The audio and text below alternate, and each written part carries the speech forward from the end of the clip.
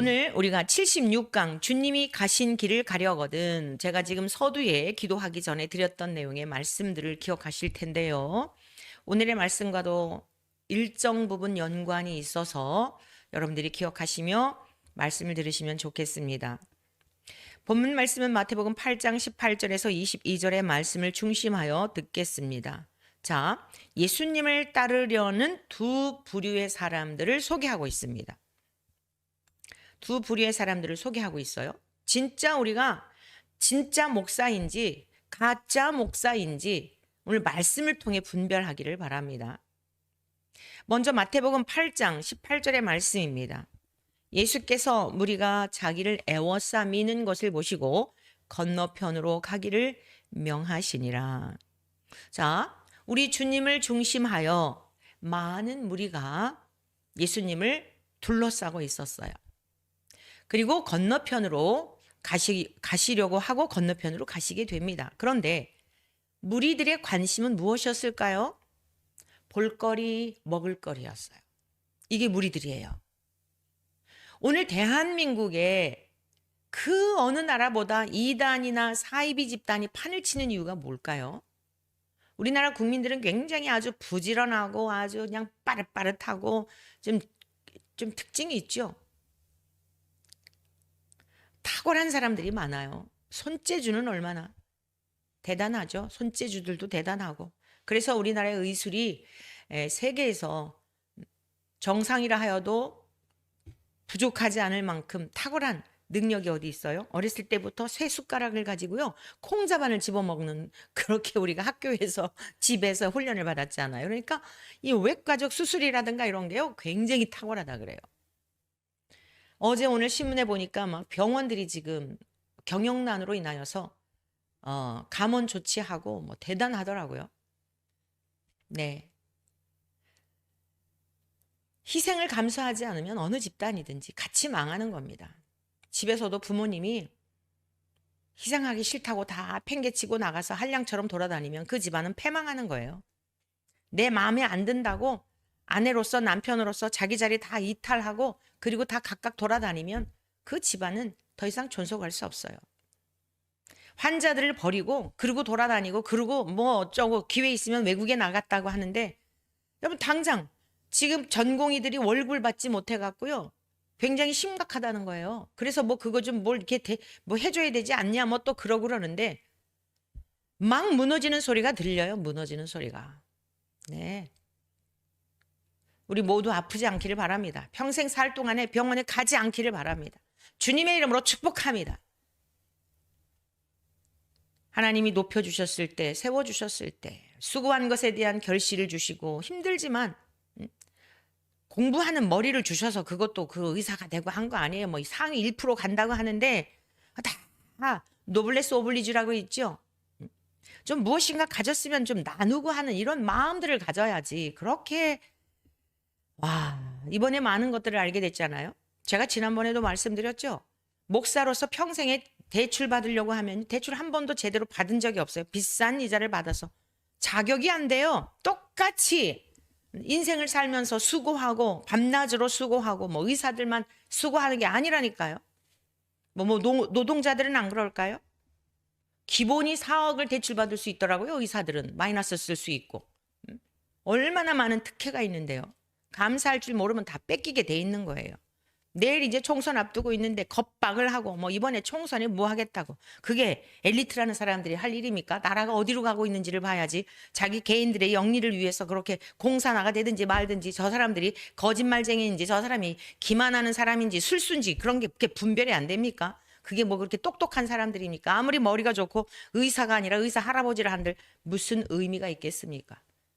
정말 여기저기서 다 무너져 내리는 소리가 아주 우수수 떨어지고 무너져 내리는 소리가 들려요. 하나님의 긍휼밖에 없습니다. 오늘 무리들이 어땠다고요? 예수님 주변에 많은 무리들이 따라다녔는데 뭐 때문에 따라다닌 거예요? 볼거리 있나? 먹을거리 있나? 뭐 공짜로 받을 게 없나? 그래서 공산주의가 되는 거예요. 공짜 바라니까. 한 달에 100만 원씩 준다고 하는데 누가 100만 원씩 온 국민 5천만 명에게 100만 원, 1000만 명에게 100만 원씩이면 한 달에 얼마씩 나가는 겁니까? 아, 정신 나간 사람들이에요. 아무튼 그런 말에 현혹되는 그런 국민들이 너무 기가 막혀요. 오늘 보시라니까요. 예수님이 가시는 곳마다 먹을거리, 볼거리 때문에 쫓아다녔다고요. 그러면 예수님께서 제자들에게, 오늘의 목회자들에게 영혼을 맡기셨잖아요. 그러면 그 먹거리들, 볼거리, 그 찾아온 사람들에게 기적을 행하면서 내가 100만 원 준다 그랬습니까? 예수님은 왜 건너편으로 가셨는지 아시겠어요? 제자들에게 말씀을 가르치시기 위해서 가신 거예요. 말씀을 가르치시려고. 주님의 목적은 뭐가 있어요? 어디에 있어요? 저 하늘나라에 나그네 인생길에 탐욕과 탐심과 악독과 온갖 추한 것들로 가득 차 있는 세상에서 입만 열면 거짓말이요. 입만 열면 자기 자랑이요. 입만 열면 하나님보다 우위에 있으려고 하는 이러한 거짓된 자들이 판을 치는 세상 속에서 정말 하나님이 통치하시고 다스리시는 그 나라, 안전하고 영원하고 변함이 없는 그 나라에 이르게 하시려고 주님이 이 땅에 오셨고, 먹거리 잠깐 주셨지만 예수님이 하나님의 아들과 하나님의 능력이 똑같음을 보여주시기 위한 성자인 것을 보여주시기 위한 것이었어요. 그렇게 너희들 노력하지 않아도 내가 계속 채워줄게. 이거는 사기꾼이라니까요. 성경에 어디 그런 게 있어요? 예수님이 그런 계속 그렇게 오병이의 기적을 행하셨어야지. 천국에도 가시지 말고 십자가도 죽지 마시고 이 세상에서 왕이 되셨어야죠. 무리들이 에워싸 밀고 많이 쫓아왔는데, 아니야, 내가 지금 여기 있을 게 아니야. 나 바다 건너편으로 가야 되겠다. 사랑하는 제자들에게 내가 이제 하늘로 우리를 구원하시기 위한 십자가에서의 그 죽으심을 완성하시고 죄의 값을 속량해 놓으신 다음에 주님에게서 보고 배웠던 제자들로 하여금 주님이 하셨던 사역을 위임하시기 위하여 그 말씀을 제자들에게 가르치시기 위해 바다 건너편으로 가신 거예요. 주님이 이 땅에 오신 목적이 뭐라고요? 저와 여러분들이 주목해야 될 게 뭐라고요? 하나님의 말씀이 무엇인가에 대해서 배워야 된단 말입니다. 말씀을 제껴놓으니까 그냥 사람이 와가지고 사실 말씀 읽고 막 외우고 묵상하는 게 정말 쉽지가 않아요. 저도 날마다 주님 앞에 회개하는 부분이 그것인데, 기회만 있으면 손에서 말씀이 떨어지지 말아야 되는데, 너무나 요즘에는 이 핸드폰이 손에서 핸드폰이 떨어지진 않죠. 성경도 핸드폰에서 보고 전부 뉴스도 핸드폰에서 보니까 이게 뉴스도 요즘은 지면으로 안 보잖아요. 다 신문으로 보잖아요. 막 온갖 종합신문이 다 들어있잖아요. 볼거리가 얼마나 많아요. 또 알고리즘이라 그래가지고 또 영상 보다 보면은 또 연결된 것들이 막 이래가지고 머릿속에는 온갖 잡동사니가 잔뜩 들어있으니 그 입에서 나올 게 뭐 선한 게 있겠어요. 이게 우리들의 삶이에요. 근데 주님은 우리들을 이렇게 더러운 것들로 자꾸만 채우려고 했던 제자들은 안 그랬겠습니까? 모든 세대가 다 그래요. 주님은 하나님의 말씀으로 깨끗게 하시고 말씀과 기도로 거룩해지는 거거든요. 제자들에게 말씀을 가르치시기 위한데 가장 초점을 맞추고 교육을 하신 거예요. 자, 그때 한 서기관이 주님께 나왔어요. 19절입니다. 한 서기관이 나와 예수께 아뢰되 선생님이여 어디로 가시든지 저는 따르리이다. 여러분, 당대의 서기관은 대단한 사람입니다. 일반적으로 우리가 서기관 하면은 이 성경을 쓰는 사람 또는 율법사라고도 불리우죠. 율법에 능통한 자입니다. 계속 성경을 필사하고 성경을 연구하고 가르치고 하니까 얼마나 율법에 능통하겠어요. 그래서 구약에서는요, 제사장 중에 이제 그 서기관이 있기도 했고요. 신약에서는 바리새인과 아주 관련이 깊습니다. 그래서 항상 볼 때 보면 서기관과 바리새인 짝을 이루어서 이렇게 등장하는 것을 보게 되죠. 이 서기관은요, 5살 때부터 교육을 받기 시작을 해서 13살이 되면 배움의 아들이라고 하는 그런 교육을 받는다고 해요. 그렇게 훈련을 받다가 30세가 될 때부터 가르치기를 시작하는 겁니다. 자, 우리 주님께서도 30세 될 때부터 공생애를 시작하셨잖아요. 그러니까 유대의 어떤 이런 전통과 무관하지 않다고 볼 수도 있겠죠. 우리 주님은 율법을 무시하러 오신 게 아니니까, 폐하러 오신 게 아니니까 전부 우리 주님은 율법을 완성하셨어요. 서기관이 하는 일은 뭐냐면 율법을 해석하고 가르치는 일을 합니다. 또 율법을 중심하여서 가정의 송사, 재판을 하기도 합니다. 그래서 이제 이 호칭은 율법사라든가 랍비라든가 공회의원이라든가 뭐 서기관 물론이고요. 이렇게 불려지는데 예수님이 오셨을 때 서기관과 바리새인들은 주로 예수님의 사역에 방해하였던 것을 볼 수 있어요. 그러므로 오늘 본문에 등장하는 서기관도 예수님을 따르겠다고 하였지만 진정성 있는 것에 대해서는 글쎄요. 나중에 이 서기관이 천국에 갔다면 우리가 천국에 가면 물어볼 수 있겠죠. 왜냐하면 진정성 있게 보기는 어렵다. 주님이 하신 말씀에 답이 있어요. 마태복음 8장 20절입니다. 예수께서 이르시되 여우도 굴이 있고 공중에 새도 거처가 있으되 인자는 머리 둘 곳이 없다 하시더라. 서기관이 예수님께 뭐라 그랬어요? 선생님이요, 어디로 가시든지 저는 따르겠습니다. 이렇게 얘기를 한 거예요. 그러면 예수님께서 당대의 랍비요, 서기관이요, 엘리트 계층 아니겠어요? 그러면 그 옆에 딱 폼나게 데리고 다니면 요즘 아무개 집단에서 그냥 누구 뭐 사회적 누가 있으면 그냥 그 사람들 내세워서 돈 1,000만 원씩 강사료 주면서 그렇게 막 자랑하듯이 주님은 그런 방법 하시지 않았어요. 오히려 내쫓으시는 거예요. 여우도 굴이 있지? 공중에 새도 거처가 있지? 나는 머리 둘 곳도 없는데 근데도 따르겠어? 왜 이 말씀하셨을까요? 예수님이 서기관에게. 예수님은 하나님과 동일한 본질이셔요. 그래서 다 꿰뚫어 보세요. 무슨 의도를 가지고 따르려는지를 아주 꿰뚫어 보고 계세요. 내가 나 자신을 모르는 것까지도 다 하세요. 이게 우리 주님이에요. 이것이 우리 하나님이에요. 그 하나님 앞에서 살아야 하는 거예요. 속일 수가 없어요. 사람들은 속일 수 있어요. 막 속아 넘어가요. 감언 이슬에 다 넘어가요. 제발 속지 마십시다. 하나님의 말씀만 절대적으로 믿으시고요. 사람들이 그런 말을 할 때에 정말 나를 위한 건가? 정말 영혼을 위한 건가? 진짜 나라를 위한 건가? 보면은 어떻게 볼 수 있냐? 그 흔적을 보면 알아요. 살아온 흔적. 진실하였는가? 그리고 그 사람들 주변에 사람들이 어떠한 사람들인가? 전광훈 집단에 있는 사람들이 그런 얘기를 하더라고요. 아무개 교수, 아무개 무슨 박사. 여러분 요즘 그 사람들 얼굴 보기 힘들더라고요. 뭐 영국에서 박사를 했고 신학대학에서 뭐 박사를 했는데 그런 사람들이 여기 괜히 있겠냐? 이 목사님이 뭐 진짜니까 그분들이 그러지? 그러면서 막 홍보용으로 써요. 점점 모르는 사람들이더라고요. 그 유명했던 사람들 다 어디로 갔어요. 아무튼 속지 마세요. 속지 마세요. 돈 준다는 거에 속고 있는 거예요. 여러분들도 속고 속이는 거예요. 우리 주님 보세요. 꿰뚫어 보세요. 꿰뚫어 보셔요. 서기관이 따라온 이유를 알고 계시다고요. 이 말씀을 우리가 이해하기 위하여 앞에 읽었던 산상수훈의 말씀 종결 부분이었어요. 마태복음 7장 28절 29절입니다. 서기관이 왜 예수님을 따라왔을까? 이것을 이해하기 위해서. 한 부분만 보면 이해가 안 돼요. 전체적으로 우리가 이렇게 앞뒤 보면 다 해답이 있습니다. 예수께서 이 말씀을 마치심에 무리들이 그의 가르치심에 놀라니 이는 그 가르치시는 것이 권위 있는 자와 같고 그들의 서기관들과 같지 아니함일러라. 예수님께서 산상수훈 말씀을 마치셨을 때 무리들이 깜짝 놀랐어요. 와, 지금까지 이렇게 가르치시는 그런 분을 본 적이 없는데? 당연하죠. 저도 설교사로서 설교를 하고 나면은 아쉬운 부분이 많이 있거든요. 이 부분은 이랬으면 좋았을 텐데. 그런데 우리 주님은 그런 것 전혀 없으세요.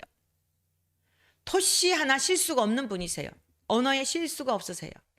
우리 주님은 말씀하신 그대로 되시는 분이에요. 하나님과 동일하시니까요.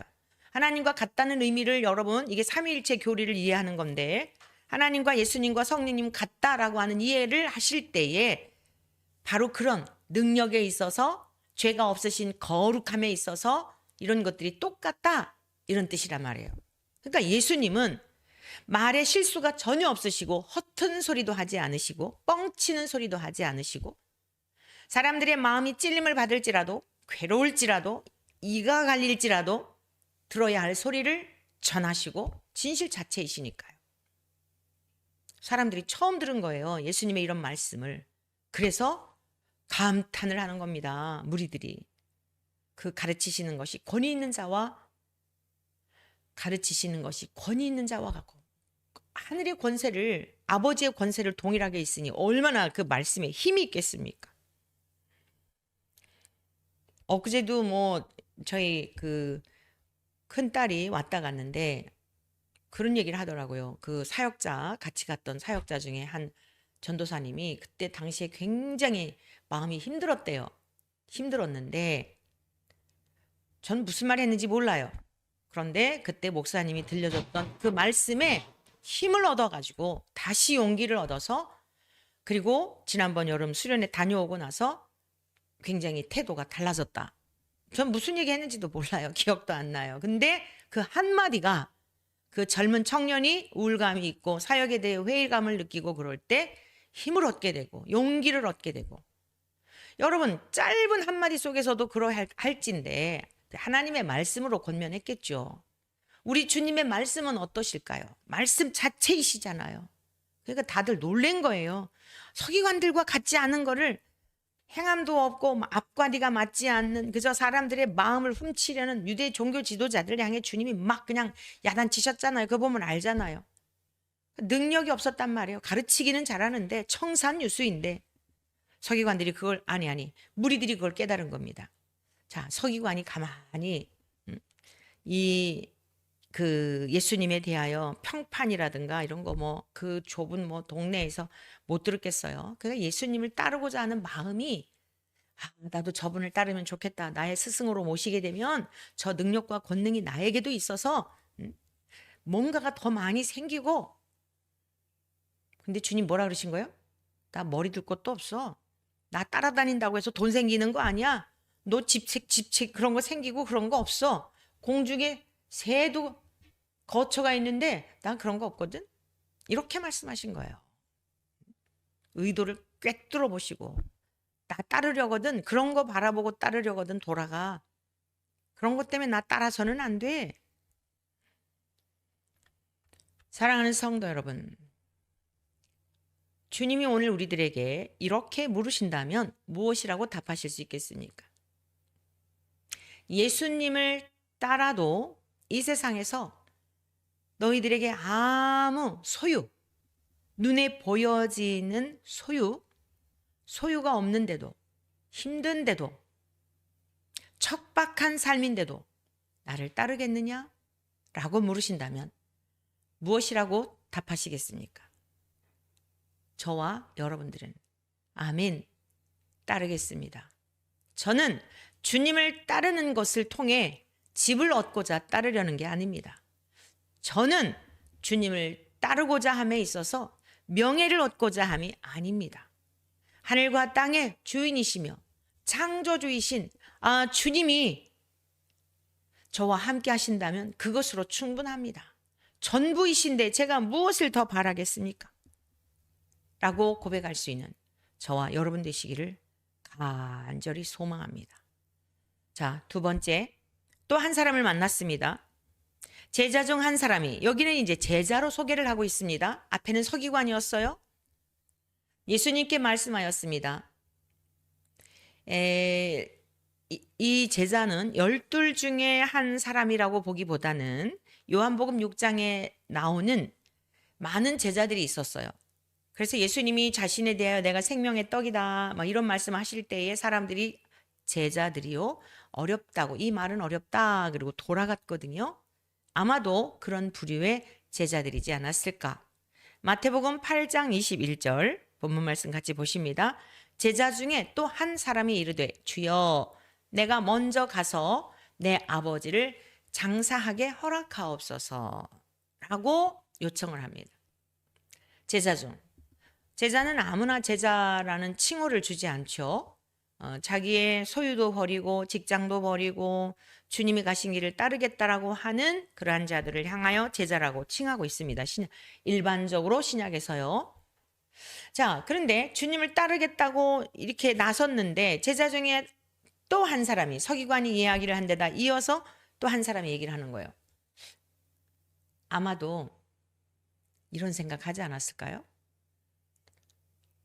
주님과 서기관과의 대화를 통해서 보니까 내가 뭔가 예수님을 따르면 좋은 일이 있을 줄 알았는데 뭔가가 돈도 생기고 집도 생기고 한 자리 예수님께서 로마를 쳐부수고 난 다음에 한 자리쯤 할 줄 알았는데 서기관하고 얘기하는 거 보니까 그리고 또 주님이 이렇게 하시는 일들을 보니까 소망이 없어 보이는 그런 거를 느끼지 않았을까라고 추정할 수 있어요.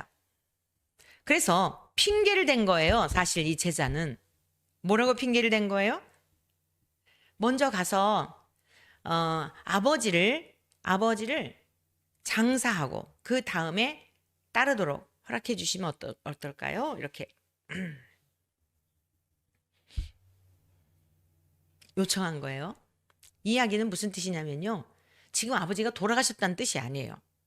제가 집으로 가서 아버지 돌아가실 때까지 모시고 있다가 돌아가시고 난 다음에 그때 와서 예수님을 따르면 안 될까요? 라는 질문입니다.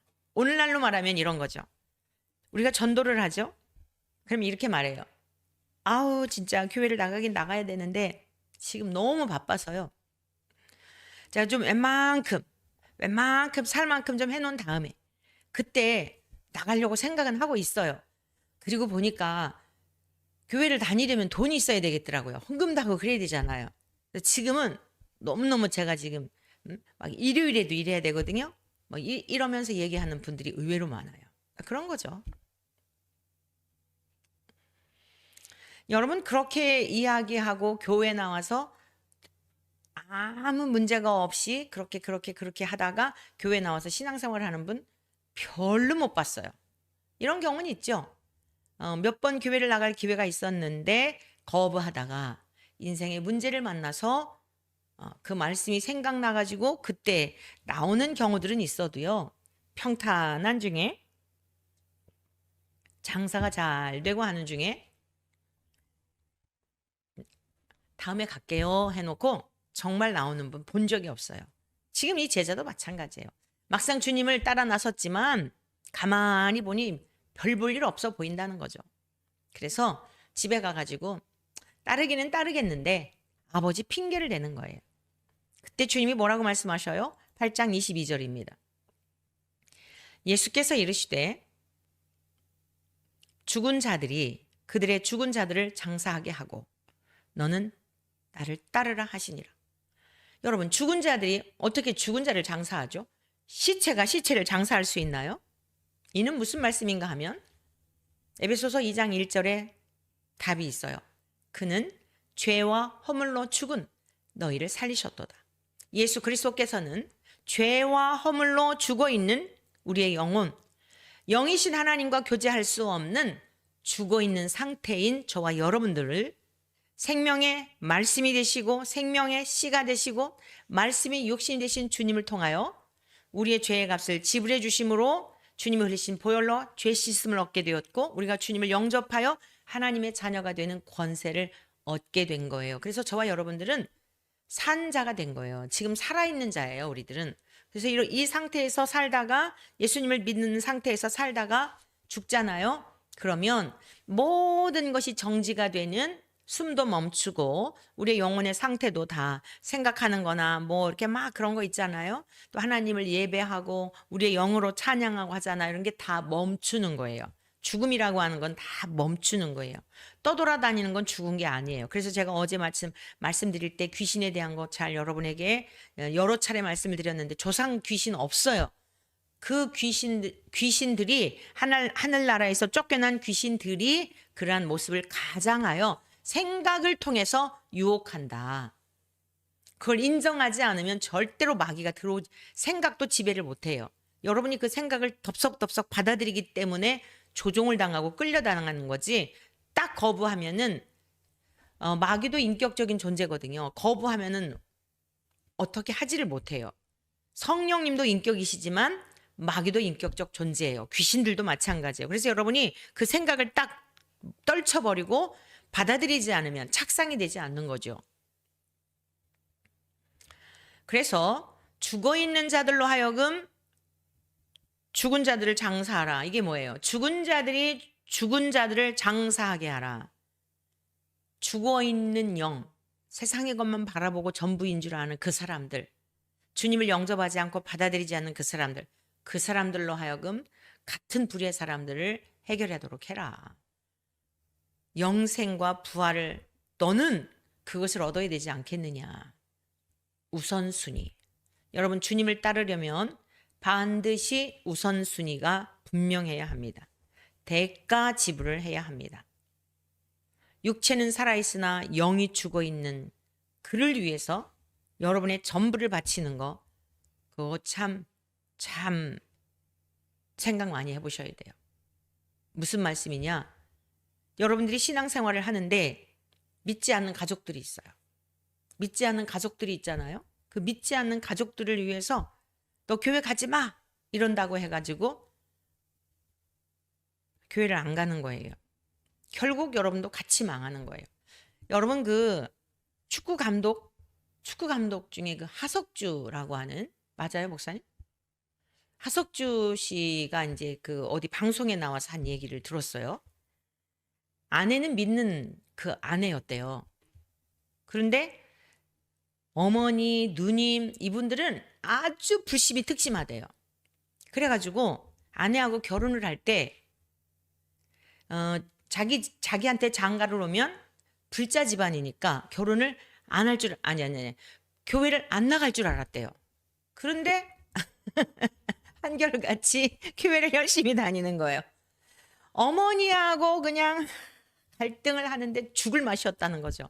근데 이제 이 하석주 이 감독은 이 지방에 이제 막 다니고 이러잖아요. 해외로도 다니고. 근데 어느 날 전화가 왔더라는 거야. 어머니가 기절했다고. 저 이 며느리하고 다투다가 종교 문제로. 그래가지고서는 근데 이 며느리가 교회를 나가면서도요. 제사 드리도록 다 준비를 하는데 저는 제사에 절을 할 수는 없습니다. 이랬다는 거죠. 근데 하여간 그렇게 하는데도 매번 이제 싸우는데 싸우는 이유가 뭐냐? 한 집안에 두 종교가 있으면은 이게 안 좋은 일이 생긴다. 그러니 너는 우리 집에 가풍을 따라서 불교로 가야 된다. 어머니가 이렇게 요청을 하신 거죠. 그래서 이제 하여간 어디 나가 있는데 다른 데 나가 있는데 전화가 온 거예요. 어머니가 쓰러졌다고. 그래가지고 형님이랑 다 모이라 그랬대요. 온 가족 다 모이라 그랬대요. 그래서 내가 이제 더 이상 살 수 없다. 그러니 장롱을요, 형님 집에서 모였는데 장롱을 갖다가 이제 주먹으로다가 때려 부쉈대요. 그래갖고 막 피가 막 나고. 그리고 나 이 집에서 호적에서 파내라. 그리고 나 이혼하겠다. 그러니까 엄마도 싫고 마누라도 싫고 이제 그렇게 된 거죠. 맨 처음엔 그런 게 아니라 자기가 얘기를 했대요. 아니 교회 나가서 뭘 하겠냐. 내가 이렇게 집에 제대로 있지를 않아가지고 애 키우면서 혼자 외롭고 그런데 교회 나가서 뭐 나쁜 거를 기도를 하겠냐. 다 자식 잘 되게 해달라고 기도하고 부모님을 위해서 기도하고 그럴 텐데 그게 뭐가 그렇게 나쁘냐. 그러니까 통하지 않는 거예요. 한 집안에 두 종교가 있으면 안 된다고 막 그냥 막 뭐 형수님도 거들고 아니 저 집안 아무튼 다 이 며느리만 왕따 시키고 다 그러는 거예요. 그래가지고 막 욕설이 오고 가고 막 난리가 난 모양이죠. 그래서 안 되겠다 싶어갖고 알았다고 나 호적에서 나 파고 나 이제 엄마도 싫고 마누라도 싫다. 우리 이혼하자 이래가지고는 막 장롱을 때려 부수고 집안이 난리가 났대요. 그래가지고 종교적 싸움이 종식이 됐대요. 일체 터치하지 않기로 되었는데 지금은 아내와 함께 자기도 교회를 나간다 그러더라고요. 여러분 이런 대가 지불이 있어야 되는 거예요. 다수 신우님, 시모님, 막 형수, 저 동서 온 집안이 너 교회 나가면 어쩌고 거기에 굴복했으면 어떻게 됐을까요? 남편도 참 지혜롭게 달리 보이더라고요. 그래가지고서 아내와 함께 자기는 지금 교회를 나간다. 다시는 거기에 대해서 각자 믿음대로 그렇게 하기로 하자 타협을 했대요. 그리고 형님네 장롱값 자기가 다 물어주고 그랬다 그러더라고요. 타협하면 갈 수 없는 길이에요. 어떻게 타협을 하죠? 내 삶에 아니 내 이 땅에서의 삶이 정도가 아니라 영원한 생명에 관한 건데 누구에게 그걸 양보할 수 있죠? 부모님에게도 그건 양보가 안 되는 거예요. 효의 문제하고 달라요. 그랬더니 남편의 영혼도 구원하잖아요. 여러분 나중에 이제 시어머님 또 다 시댁 식구도 구원하게 되겠죠. 얼마나 또 기도하겠어요. 참 또 귀한 며느리, 귀한 아내를 얻었다 생각을 하면서 아주 정말 감동이었어요. 여러분 주님이 가신 길은 굉장히 영광스러운 길입니다. 마태복음 19장 27절에서 30절까지의 말씀인데 우리 주님을 끝까지 따랐던 베드로, 중간에 변덕 부리기도 하고 배신하기도 하였지만 끝까지 따랐던 베드로가 과정이에요. 부자 청년이 와가지고 이제 영생에 대한 거 묻다가 너 다 버리고 가난한 자들에게 주고 나를 따르라 그랬더니 돌아갔잖아요. 그때 베드로가 궁금했어요. 그래서 주님께 여쭈어 봐요. 그 부자 청년이 돌아가는 그 모습을 보며 이에 베드로가 대답하여 이르되 보소서 우리가 모든 것을 버리고 주를 따라싸운데 그런즉 우리가 무엇을 얻으리이까? 예수께서 이르시되 내가 진실로 너희에게 이르노니 세상이 새롭게 되어 인자가 자기 영광의 보좌에 앉을 때에 나를 따르는 너희도 12 보좌에 앉아 이스라엘 12지파를 심판하리라. 여러분 우리 주님 반드시 다시 오십니다. 사실 저는 뭐 공산화가 된다 뭐가 어쩌다 뭐 막 이렇게 얘기를 해도요. 이 마음의 평안은 똑같아요. 요동할 이유가 없어요. 미리미리 기도하게 하시고 성경대로 믿고 따라가면 되는 거예요. 그리고 우리 주님 오시는 날이 더 가까워지는 거예요. 왜냐? 난리와 난리의 소문이 나고 전쟁이 일어나고 집안에 싸움이 있고 뭐 너희를 공회에 잡혀주게 되고 재판을 받게 되고 그럴 때 뭐 말할까 걱정하지도 마라. 내가 너희 안에서 성령님께서 친히 말씀하게 다 답을 주셨잖아요. 하나도 걱정 안 돼요. 박해 시대가 온다 할지라도 오 할렐루야 주님 오실 때가 가깝군요. 저는 오히려 기대가 되는 건 정말 사실이에요. 문제는 뭐예요?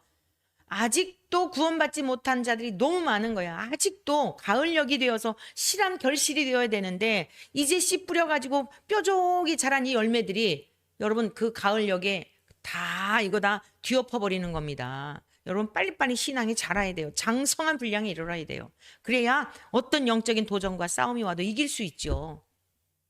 우리의 자녀들도 마찬가지, 성도들도 마찬가지. 보면 아직도 이게 자라야 되는데 구원받을 영혼들이 많은데 그래서 주님 앞에 보류해달라고 말씀드리는 거죠. 반드시 우리 주님 다시 오세요. 주님이 답해 주신 거예요. 세상이 새롭게 될 때가 있어요. 반드시 와요. 인자가 자기 영광의 보좌에 앉을 때 온 우주 만물을 통치하시는 자에 심판하시는 자리에 앉으시는 거예요. 너희도 12 보좌에 앉아서 생각해 보세요.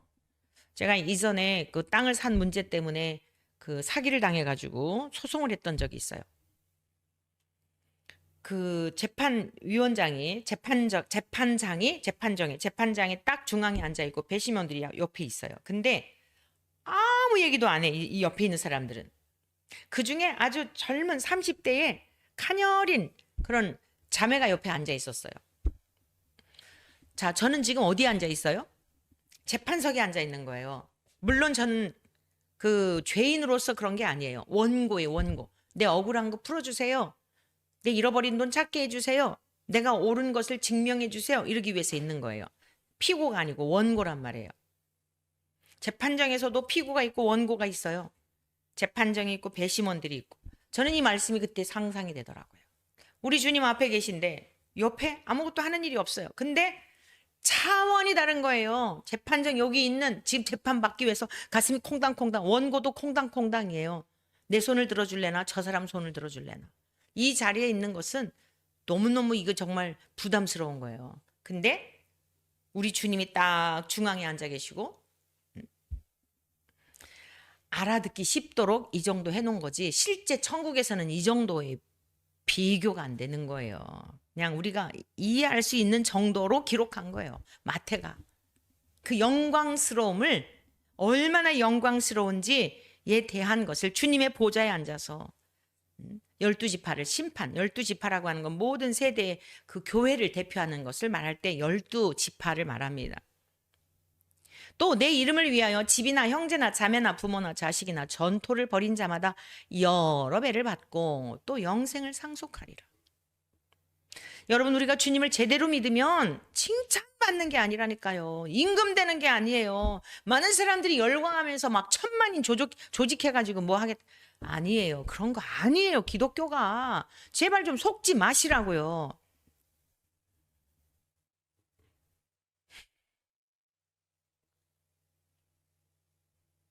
주님의 이름을 위하여 집이나 형제나 자매나 부모나 목사한테 갖다 바치는 게 아니에요. 우리 심정적으로 우리 주님을 위해서, 우리 주님이 전부인 나의 모든 것에 전부이십니다라고 하는 거지. 지파라 갖다 가지고 정광훈 집단한테 바치 그런 거 아니에요. 이런 말씀들을 왜곡해 가지고 이렇게 미혹하잖아요. 모든 주권을 위임하여 드리고 모든 것이 하나님의 소유임에 대한, 이게 우리가 하나님 나라, 하나님의 통치를 받는 삶이라고 그랬잖아요. 30절. 그러나 먼저 된 자로서 나중되고 나중된 자로서 먼저 될 자가 많으니라. 교회를 오래 다녔다 그래가지고 이렇게 영생을 상속받고 하나님 나라를 상속받는 게 아니라는 거예요. 목사가 되어서 천국 가는 게 아니에요. 신학교 교수라고 가는 게 아니에요. 예수 그리스도의 이름을 위하여 집이나 형제나 자매나 부모나 자식이나 전토를 벌인 자마다 여러 배를 받는다는 거. 듣게 믿었어도 하나님의 은혜로 자기의 죄를 자백하고 하나님의 긍휼하심을 입어 성령님이 함께 하시는 인침받은 자들, 이러한 사람들에게 이 영광을 약속해 주셨어요. 두 부류의 제자가 지금 서기관 제자가 되고 싶어서 나왔는데, 네가 원하는 것처럼 그 길 아니야. 나 집도 없어. 네가 지금 나 따라다니면서 영광받고 많은 사람들이 나를 추종하고 막 이러니까 네가 뭔가 한 자리나 하려는 것 같은데, 너 그런 생각이라면 이거 오산이야. 그 서기관이 어땠을까요? 따랐을까요? 갔을까요? 성경에는 안 나와요. 그 의도가 달랐기 때문에 돌아갔을 확률이 많죠. 내가 목적한 의도를 갖고 왔는데 그게 없다 그러면 돌아가게 돼 있어요. 이 제자 따라다녀 보니 별 볼 일 없는 거예요.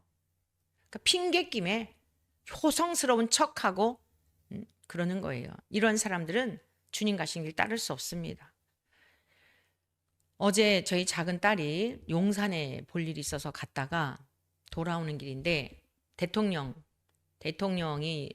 이제 이렇게 뭐 용산에 들어가시는 길이었는지 나오시는 길이었는지 모르지만 하여간 봤대요. 처음 봤대요. 뭐 신호등을 전부 다 수신호로다가 켜져 있던 신호등을 다 경찰들이 멈추고 뭐 대단하더래요. 그게 자기가 그 표현하는 거를 제가 다 감지할 수는 없어요. 그러니까 영화나 이런 데서 봤던 것들을 실제 본 거예요. 그래가지고 도대체 누구길래 그러지? 하고 물어봤대요. 경찰한테. 누가 가는데 그래요? 그랬더니 내 입으로 말할 수 없어요. 그러더래요. 그래서 자기 이제 촉으로 혹시 대통령 가시는 거예요? 그랬더니 고개를 끄덕끄덕 하더라는 거예요. 그러면서 와, 진짜 대단하더라는 거예요. 많은 사람들이 경호를 하면서. 그래서 사람들이 대통령 되고 뭐 하려고 그러나 보다고 그러더라고요.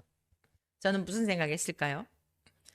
주님 나라에서 받게 될 저와 여러분들에게 주님의 이름 때문에 박해받고 비난받고 모욕을 당하고 조롱을 당한 하나님의 자녀된 저와 여러분들에게 주님이 위로해 주시는 그날에 일개 왕이 지나가는 그런 정도일까요? 임기 5년밖에 안 돼요. 국회의원도 4년밖에 안 돼요. 저와 여러분들에게 허락하신 그 나라는 영원한 영생이에요.